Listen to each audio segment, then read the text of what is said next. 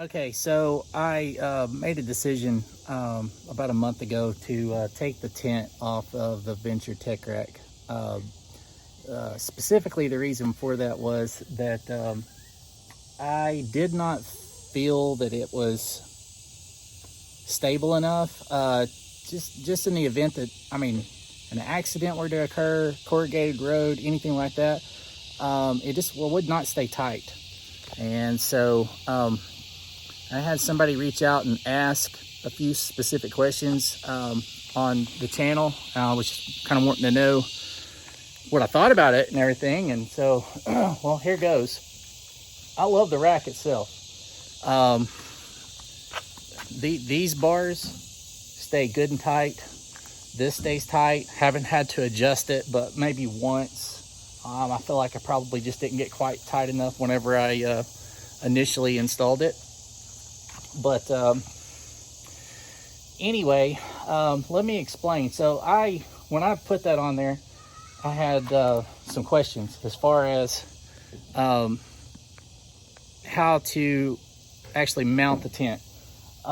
These are provided with the kit, and so I don't know what kind of a footprint this is, but this could be better. I'm not gonna lie, this could be a lot better. I have this is what works on like a front runner tent, and so I think that they could just do a better job of coming up with something that was that would work better. Okay, so these fit in the aluminum channel on the tent, and this is their bracket. This is where it mounts to the bars. And I had this on the rearmost hoop, the fixed hoop. Had it on the rear and on the front, right up next to the cab. And you can see the wear mark. And so basically this would sit and drop through right here. And what I feel like is over time, stopping, starting, doing different things, you can see it's offset. It would do this. I couldn't keep them tight. Nothing would keep them tight. They kept coming loose. I would look and I would be missing, the nuts would come out, the screws would be backed off. I would find screws in the bed of the truck. And I finally just thought it's kind of a safety hazard. Admittedly, I haven't reached out to Putco yet, because I kind of said I was gonna do that, but I just never got around to it.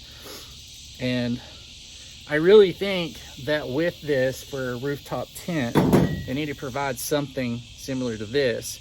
You can center the load, let the aluminum cradle right in the center, and have a bolt that comes down. I think that would work exponentially better than what they have set up. Like I said, I'm not exactly sure what this fits, but maybe a little better explanation. If they make like a load bar that fits this, hey, fantastic, I'll buy that and put it back on there. But till I can come up with something else to do it with, we're just gonna have to leave the rooftop tent off for a while. I had the rooftop tent sitting on top of the Land Rover. I will probably end up,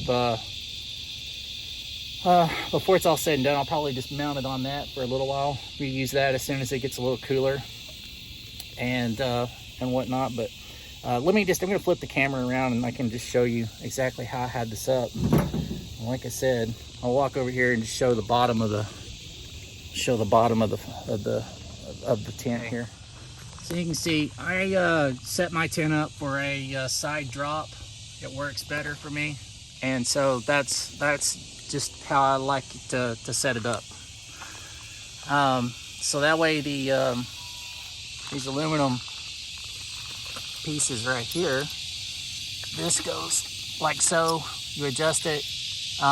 Normal setup for a bar type setup is that two of these hang down, and then you have a plate that attaches and then squeezes around the bar. And since this is a flat type design, how it sits up here is like so, and gives it a little bit of an elevation. And but the way we had it configured was like this. And those load bars, I mean the mounting bars on the tent would go from the back to the front, and then I would have one, because that's only allows, because of the size of this, only one, and I would drop it through and then tighten it up, and then it would pinch around this, and you can see where that was at. This would actually work better. So you could do something similar to this and attach it. You would modify the length of your stud, and then you could do that. Of course, to make it where it would not come loosened, you would probably need 2 holes because of the type of arrangement it is. The front runner rack actually uses just a single channel. This is more like a kind of like a, I'm not sure exactly what else uses. I've seen this before. It's kind of like it's the same thing that's on the back of a lot of the awnings and whatnot. All right, so I hope that answered some questions. The rack makes very little noise, really at all. So, I mean, like I said, I drive gravel roads, off-road it, pretty much beat this truck pretty good, and we never had an issue with anything except the tent mounts. And I will reach out to Putco. I just would like to have a little bit better explanation. And they had somebody that watched the video just wanted to have some clarification on that, but with pictures. Since I removed the tent for now, I just felt like I needed to probably explain that a little bit better. But the tent is off for now. Hopefully we can get that back on there as soon as I come up with something a little bit better arrangement for attaching the tent to the rack. And hopefully here pretty soon I can get the panels that go with this. I think it looks super cool when it has all the stuff, and can put the traction boards and fuel cans on it and everything. We'll make a video for that as well. Thanks for watching. I hope that answered some questions. Anything else that you'd like me to elaborate on, just again, let me know. Found this useful, good information, give me a thumbs up, comment, subscribe if you haven't already. We'll see you later.